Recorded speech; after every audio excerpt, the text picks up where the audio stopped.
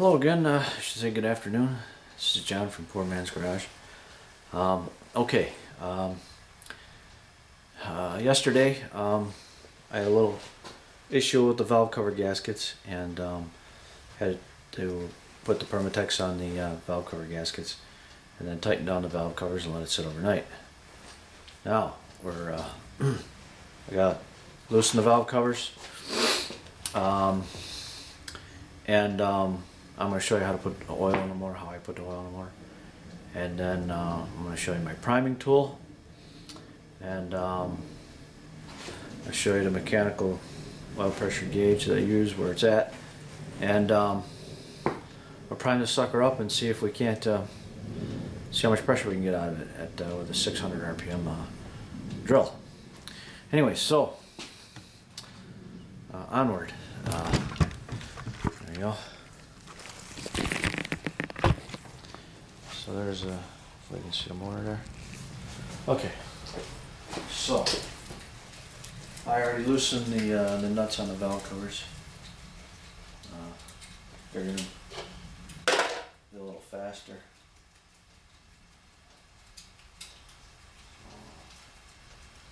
So I take off the nuts on the valve covers because I said I use rubber valve cover gaskets. I don't use cork. I don't use the the special blue ones with the stainless steel middle inserts because they leak. They're more money and they don't work as good. So I use the old style rubber type valve cover gaskets. I've tried them. So I've learned the hard way. So those nice blue ones with the stainless steel inserts, they sure are fancy looking.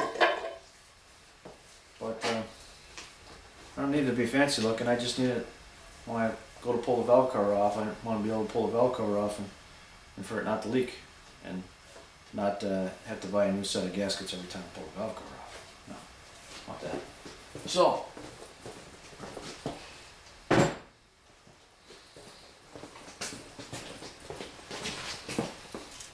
Anyhow,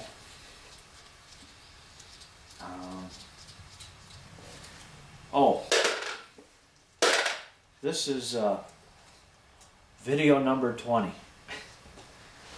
I never thought in a million years that putting this motor together I would ever have to make 20 videos.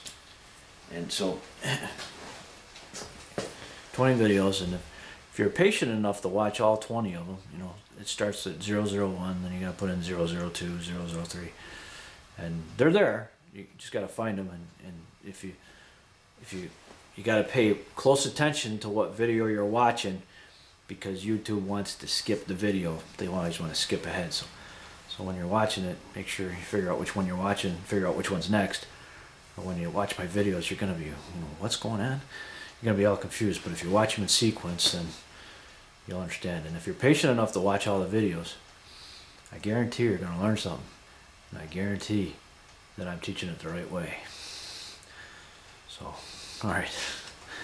So, onward.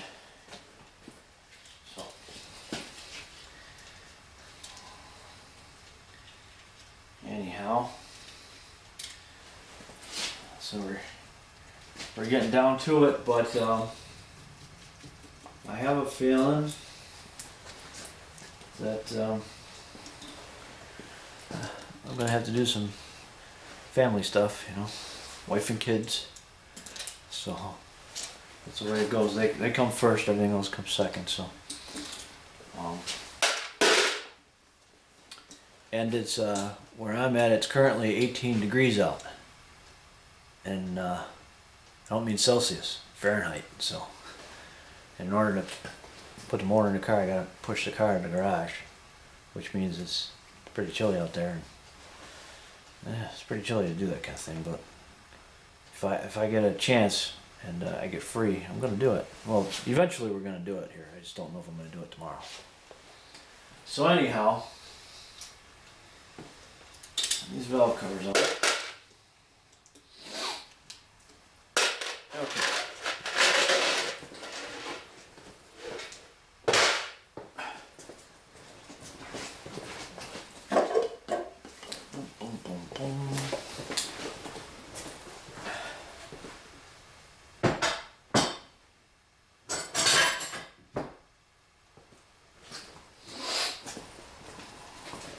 Okay. So, here's my oil. This is what I use. We're gonna put 5 quarts in. 1, 2, 3, 4, 5.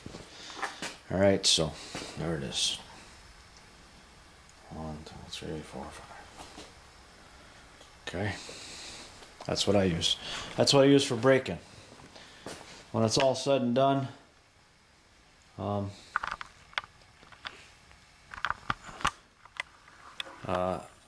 I use the same stuff for my regular oil. I think it's XBR7. I believe that's what it is. I'll let you know exactly what it is, but I think that's what it is. I think it's XBR7. It's the only oil by Driven that's semi-synthetic. So I think they make 2 different kinds of semi-synthetic. One is a 2050, and I think one is a 10W40. That's all. And then for my clearances that I have in the motor, the 10W40 is for 3,000s and under. So that's what I have. I have my main clearance and rod clearance is 3,000s, under 3,000s. So you want to use the Driven oil that's meant for the motor that's under 3,000s under oil clearance. I do believe it's XBR7. Okay, moving on. So, remember how I said that I took the motor up like that.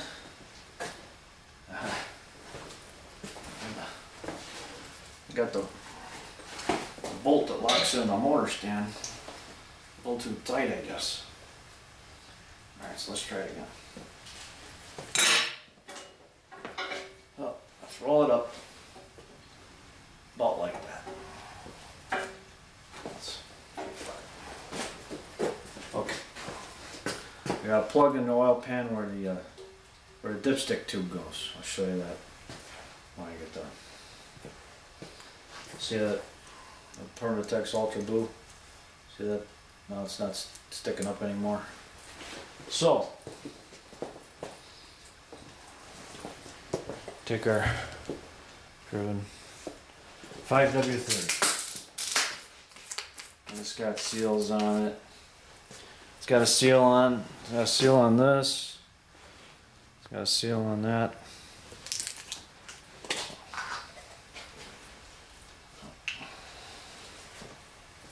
Yeah. Carefully. Let's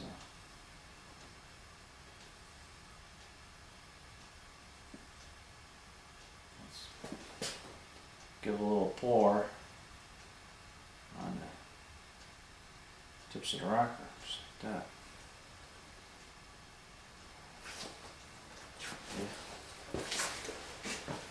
I don't want it leaking, you know, over or on anything, so I'm gonna kind of carefully. If you're careful enough, it won't leak out. I'm going over the shaft of the rockers. Okay. You can see that now. Make sure you're able to see that. I'm going over the shafts.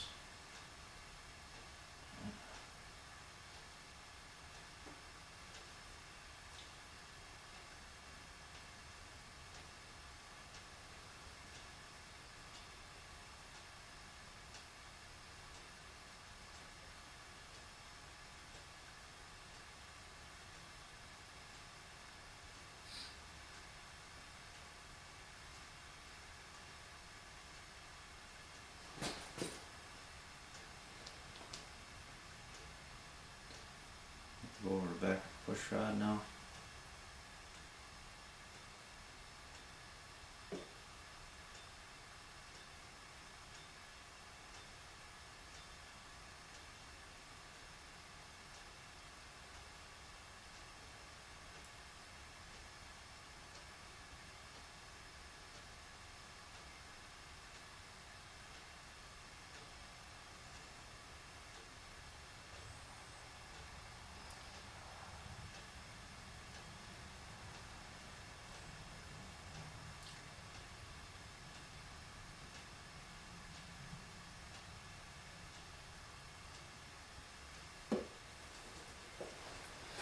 Okay.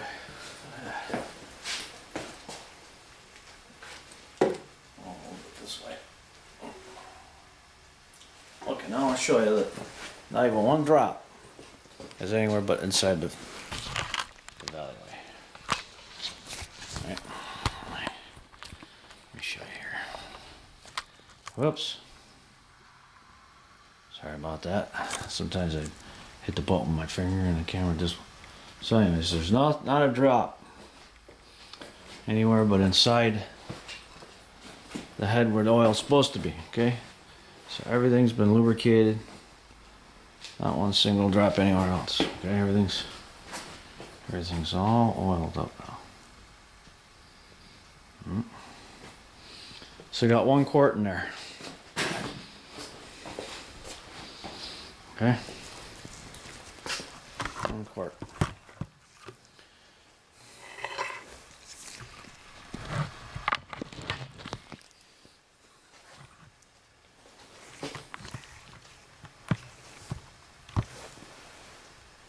See that?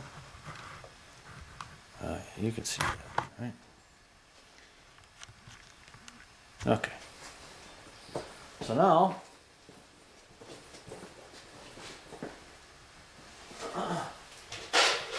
let's put our valve cover back on.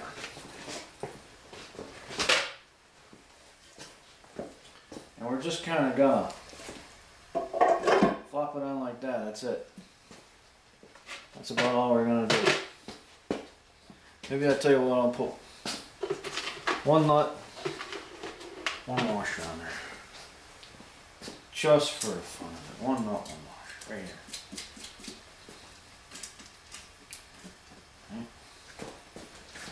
Okay.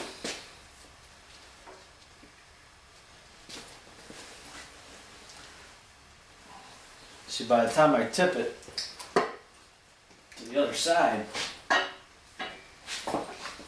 all the oil's already gone down in the pan.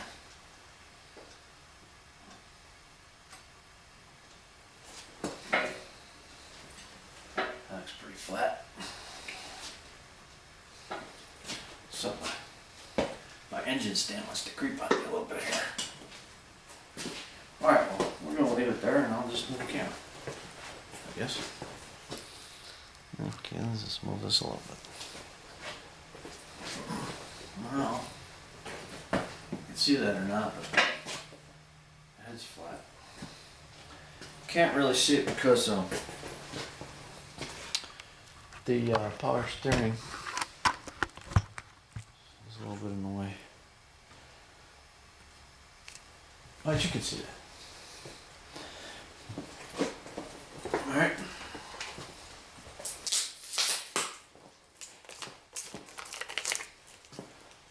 Another quarter driven. Okay.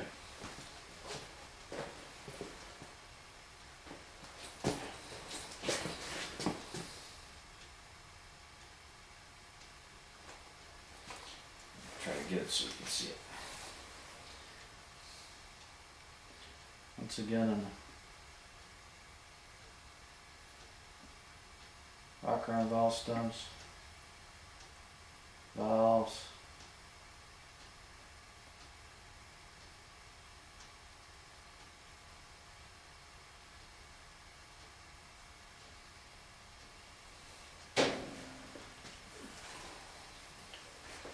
now I'm gonna go to the shaft. Shaft of rocker. So let's start over here so you can see it.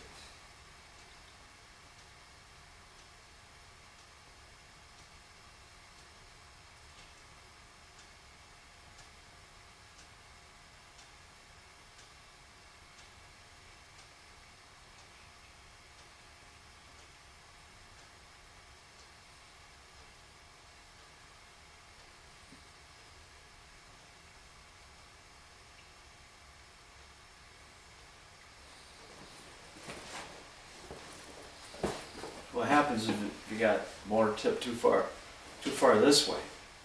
All it does is go down to push rod tubes. Push rod tube holes. Alright? No big deal. That's where it's supposed to go. It's supposed to Let's go oil pan.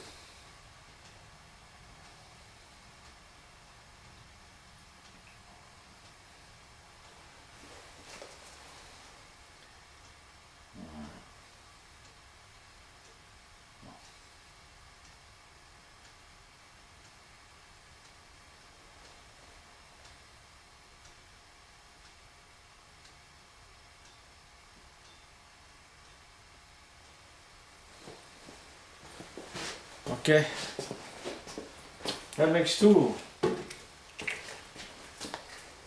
You know, like Count Dracula on Sesame Street? One, ha, ha, ha. Two, ha, ha, ha. Three.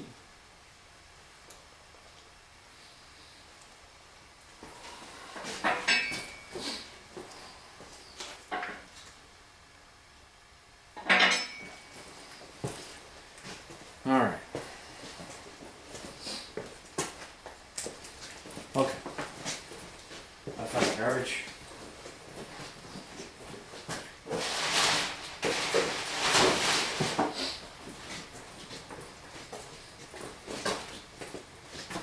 And we'll put this Velcro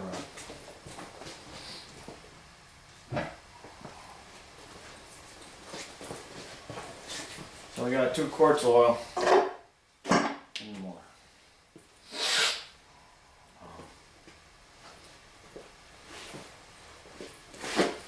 Once again, I'm going to put the nut on there just for the fun of it.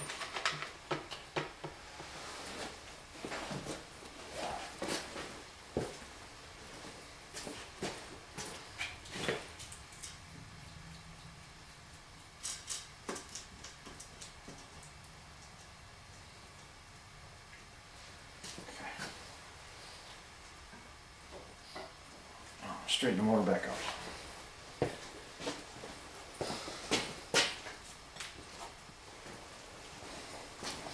Okay, now I'm gonna go get my drill and my rod, priming tool. Back in a second.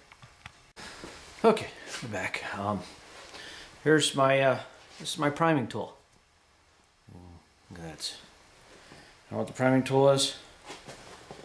It's about a 10-inch, quarter-inch drive extension with a quarter-inch, 12-point socket. That's a priming tool for a Ford. The drive is quarter-inch hex, so it takes a quarter-inch socket. Now you can see that I ground this. Okay, I ground this so that there's a hole down inside the block that your distributor goes into, and you got to grind it small enough so that this goes down inside that hole and goes into the hex, the quarter-inch drive that goes to your oil pump. So this is how we're going to prime the motor. So make sure you don't lose the socket in the motor. So if you push it in, you drive it into that hole, you're not going to be able to get the socket out. So you got to make sure that this fits loose inside that hole. Alright, it's got to fit loose inside there. If it doesn't, like I say, you get in there and you drop it in the oil pan, you got to take the whole motor apart. Which is just, you got to be careful. You know? Maybe if you guys are nervous about it, TIG weld it to the shaft, then I guarantee you won't drop it in there. But I've used this one many times. I know it fits loose inside there. And I'm careful, so I know that this is going to come back out when I put it in. Okay, so right now we got 2 quarts in the motor. So the best way to get the rest of the oil back in the motor is through the distributor hole. There you go. Couldn't be any better, right? Couldn't be a bigger hole. Make sure my funnel's clean here.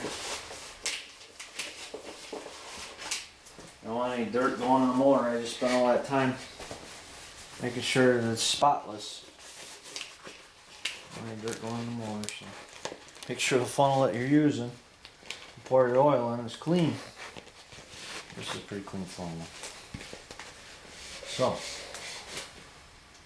that's the easiest way.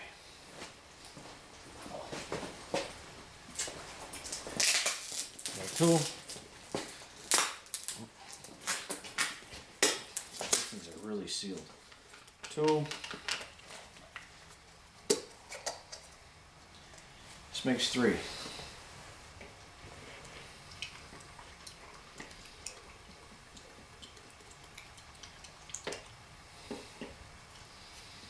There's three.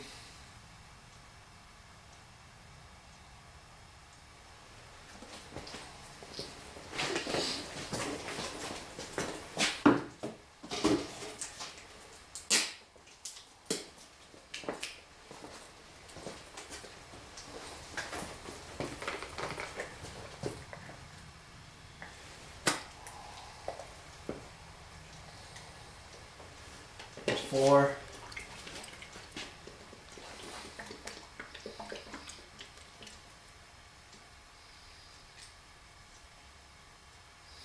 When you're doing this, make sure that the little aluminum seal doesn't go into your motor. That'd be bad. You kind of watch out for that.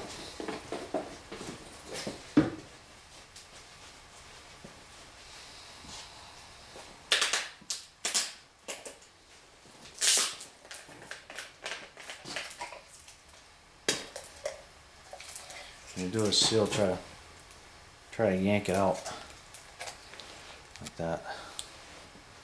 Doesn't go in your motor.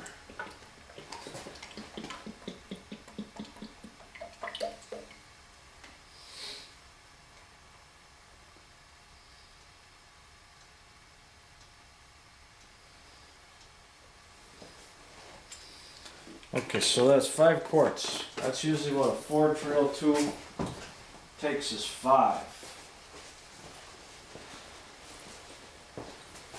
So we're gonna try to prime it with 5. I think this motor, I've been putting 5.5 in it because I done some work to the oil pan. So I put a little extra in it. Half a quart extra, not a lot. Alright, so it's priming tool. So make sure you don't lose the socket. Because that sure would stink if you lost the socket. Okay. Now.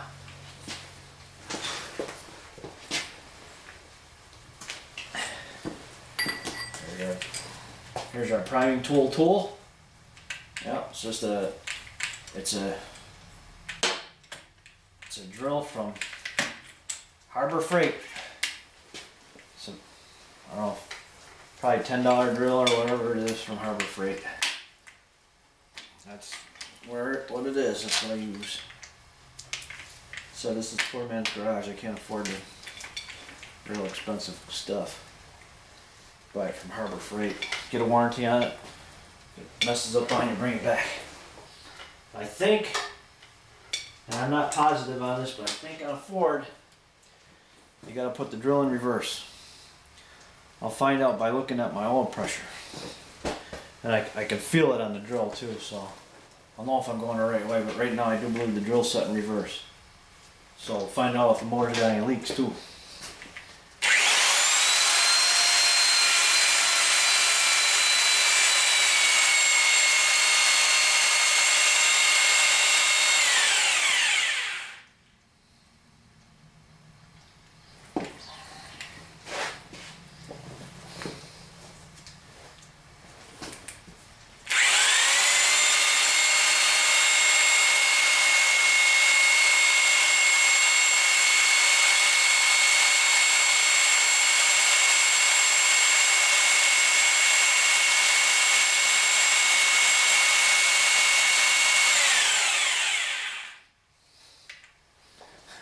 I want you guys to know that I think I got 60 pounds of oil pressure.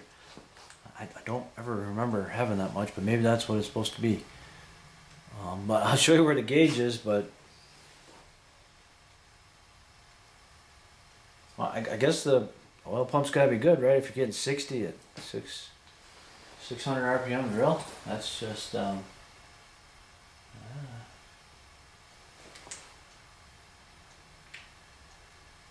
800 RPM. That's 60 pounds.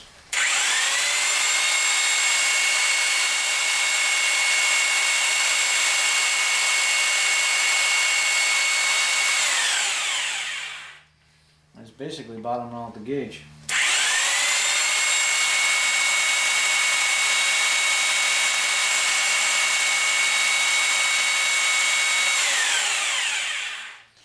Yeah, I'm gonna show you the gauge. So I guess it'd be for a low volume, low pressure. It's got a whole lot of pressure on it. Well, hopefully maybe you can see this or not. I'll try to. Whoop, boo, boop. Sorry about that. I'm gonna try to get where you can see it.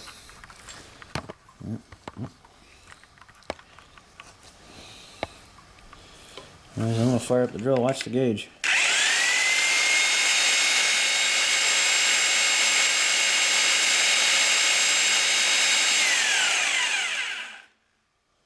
Like I said, it's pretty much bottoming out the gauge, and the gauge goes to 60 pounds.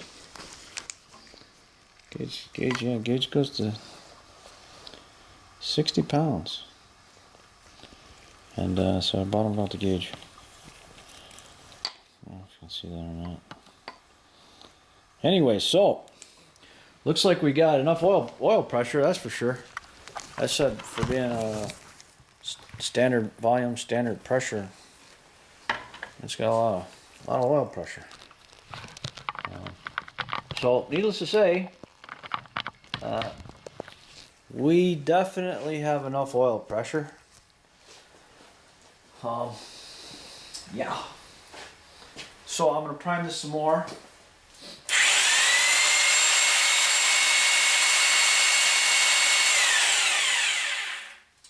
And then what I'm going to do is I'm going to pull off one valve cover at a time. And I'm going to make sure that every single push rod has oil coming out of it. Every single one. So I'm going to turn the motor over at the same time I'm priming it. And I want to see oil coming out of every single push rod. That's what I'm looking for.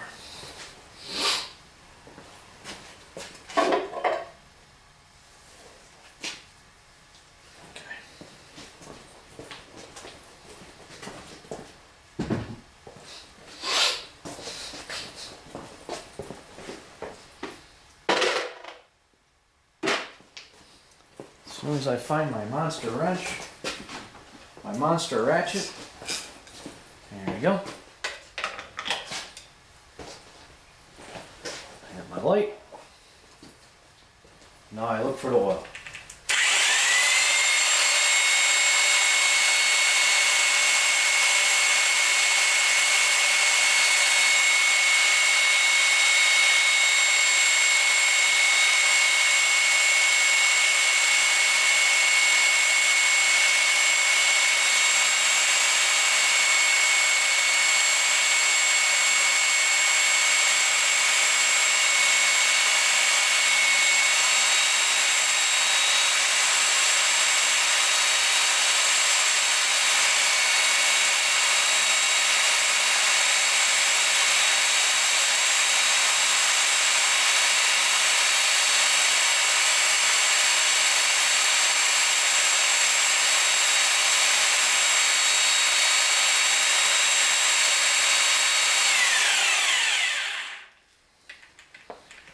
Okay, on that side I got oil coming out of every single one of the push rods.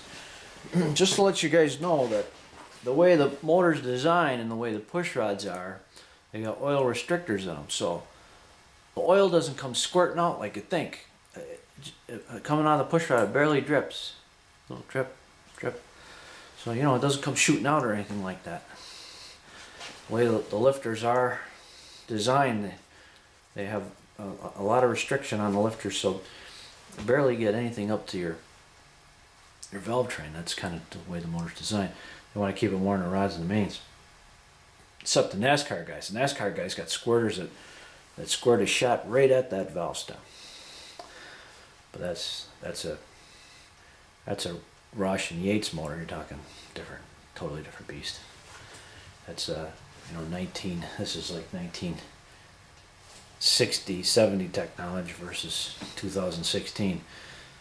The stuff that they got on those motors is just unbelievable. As trick gets. But I don't have money for an FR9. That's what they're called. That's the new Ford racing motor for the NASCAR. It's called an FR9. They make over 850 horsepower and 355 cubic inches. Sheesh.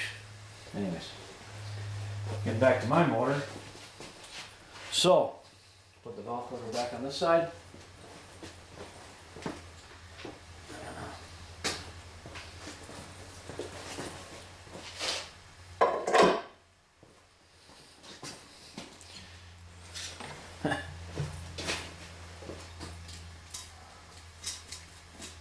Now, let's pull the other side.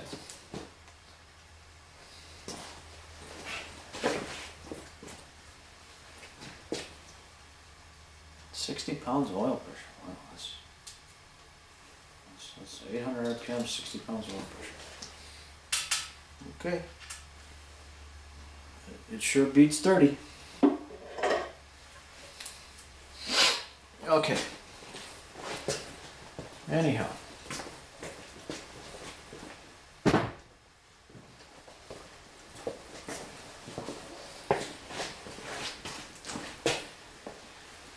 Let's fire this drill up and take a look and make sure they're bleeding out of the push rod.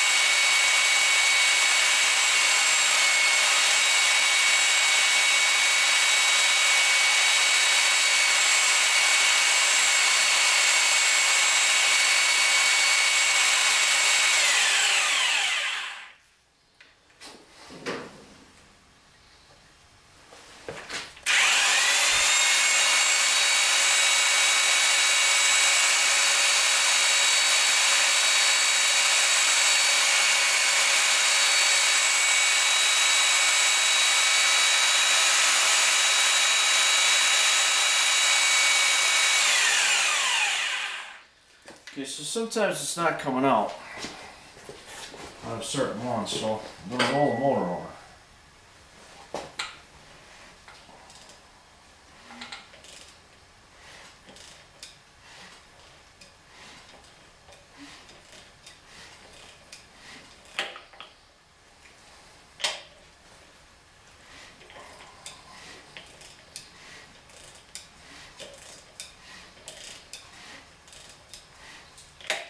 I see two that I don't see it coming out. I'm sure if the motor gets rolled over in a different position, it'll be alright. It'll start coming out. So let's check it out.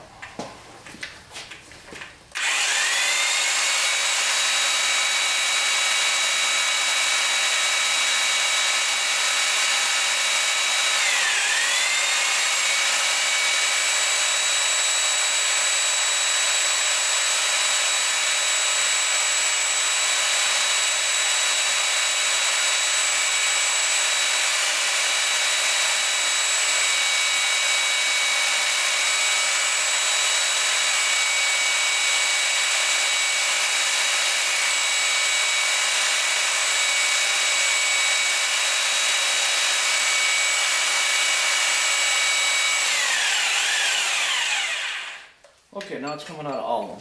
So, what I'm going to do now is I'm going to prime it and roll the motor at the same time.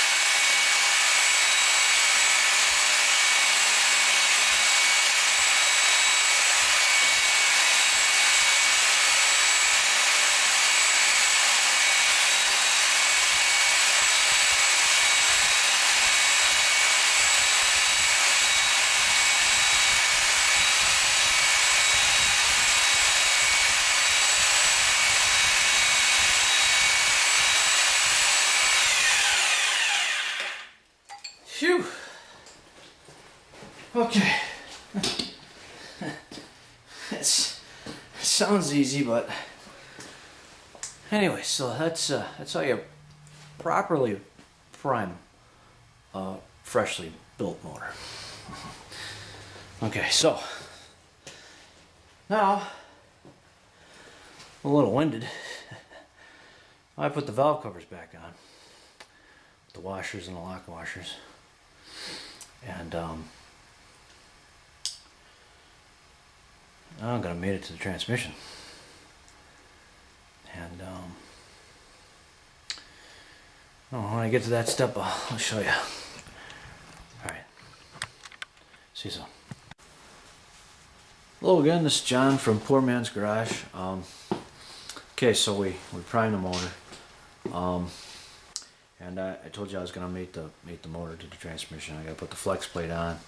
Show you how to put the flex plate on. You gotta use Permatex Ultra Blue. Got it right that time. Permatex Ultra Blue on your flex plate bolts. And you gotta make sure you coat your flex plate bolts and put Permatex Ultra Blue in your flex plate bolts, or flywheel if you got a stick shift, flywheel bolts, or else because the bolts go all the way through to the motor, it'll spurt out oil if you don't. So anyways, not gonna be able to do that because gotta do some stuff with the kids and the family. So I put the spark plugs in the motor. And I put the Gorilla tape on the exhaust ports, so because now your valves are open, so anything that's blowing around the garage can get down inside your cylinder. So you don't want to do that. So you want to put duct tape over your exhaust ports. I use the Gorilla tape; it works pretty good. So I kind of wanted to talk to you about spark plugs. These are the spark plugs I use. I know I heard all kinds of. I even seen it on TV. You know, you hear all kinds of stuff about spark plugs, but I couldn't tell you. So if I don't know, I'm not going to tell you. So whether or not those, diamond fire spark plugs make more power in the motor, I don't know. All I know is I've been running the same plug for probably 20 years, and I don't think I'm going to change. I don't think I'm going to take a chance on it, So maybe an old motor or something like that, whatever. So I'm going to show you the spark plugs that I run. Okay, this is a spark plug that I run. Okay, it's auto light. Alright, it's auto light. Alright.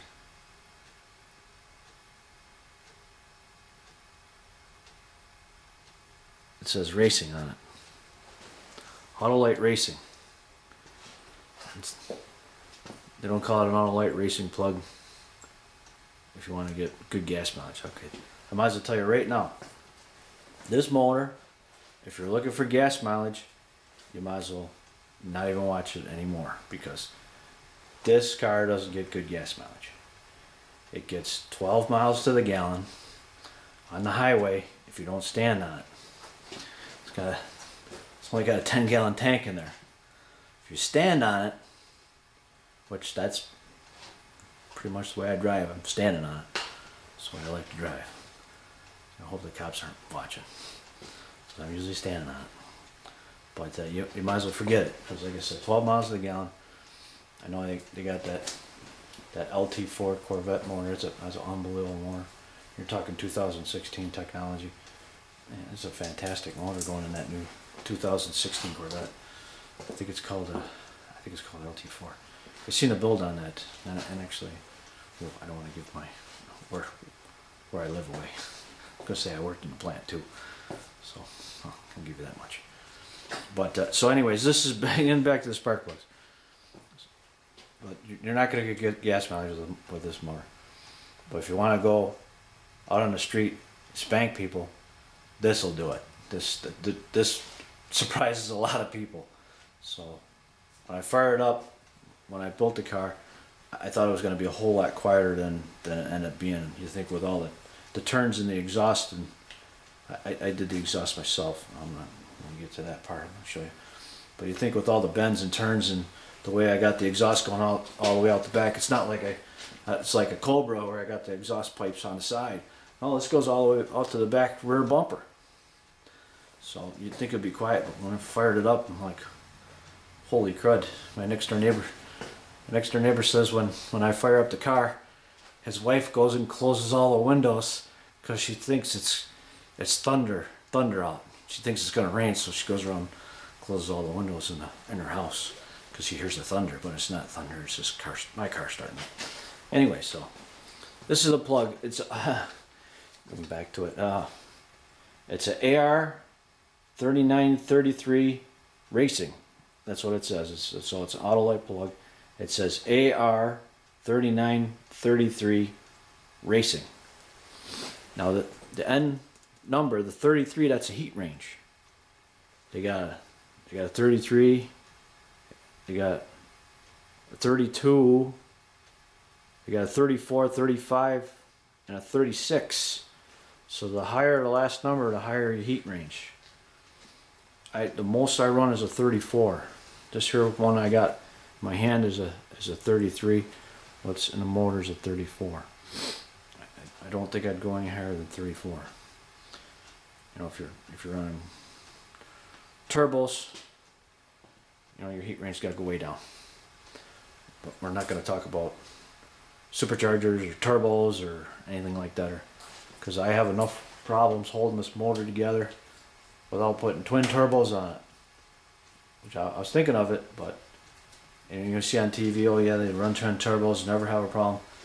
You imagine putting twin turbos on a car with all the pop-off valves and all the electronics and all the rest of the stuff that goes with it, and never have an issue with it? Oh, come on. Who are you kidding? So anyways, that's the plug that I run. So I'll give you a view of the duct tape and the spark plugs in the motor. and unfortunately I'm gonna have to leave it this way for a little while. So we'll get back to it, and we'll made it to the transmission and get it in that car, and you know, it's cold outside here. Outside the garage there's ice and snow, so I ain't gonna be doing no 8th mile with it or 0 to 60s on it, because right now it's 18 degrees Fahrenheit outside the garage. So but we'll get back to it as soon as I can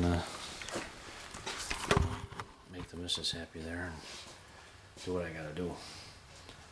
So we'll get her done. I mean, I'm excited about this because it's been a long time coming.